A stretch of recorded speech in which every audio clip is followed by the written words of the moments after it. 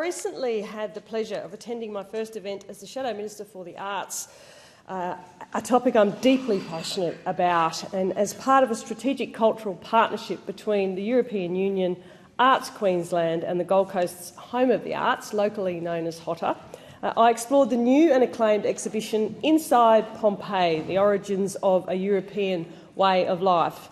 It was a delight to meet with the European Union Ambassador Gabriella Vincentin, and at that event we engaged in rich discussion about the displays, along with opportunities that could be available to Gold Coasters and Australians more broadly as part of the Australian-European Union Free Trade Agreement.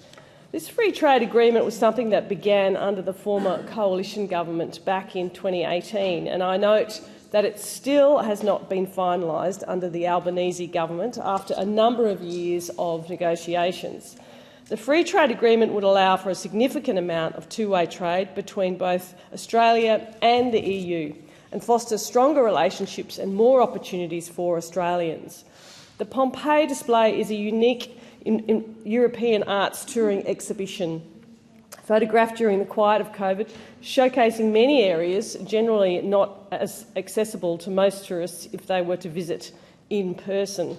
The pandemic allowed an unprecedented type of photographic access to the site by the artist Luigi Spina. Grazie, signor.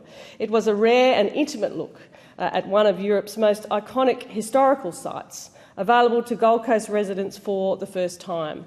And taken during a period of unprecedented quiet during COVID, Spina has curated 38 large-scale works offering a rare glimpse into the homes of the perished residents of the ancient city. And I was quite surprised by the power and strength of the colours and angles and details within the photographs, which weren't the usual ashy remains someone may think of when you talk about Pompeii.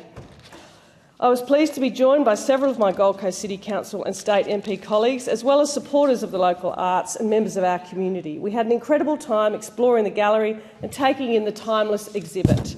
I'd like to acknowledge the support for this stunning exhibition from my Gold Coast colleague and friend, the Queensland Minister for the Arts, John Paul Langbroek. JP proudly supported this remarkable exhibition as the Christopher government contributes to the success of the arts sector in Queensland. The free exhibition will be on show until 31st of May 2026. I would encourage Gold Coasters and Brisbaneites and anyone passing through, indeed, to take the time to explore the fascinating mix of history and art while it's on display at the Gold Coast Home of the Arts, right there in the centre of the Moncrieff electorate surface paradise, of which I'm very, very proud.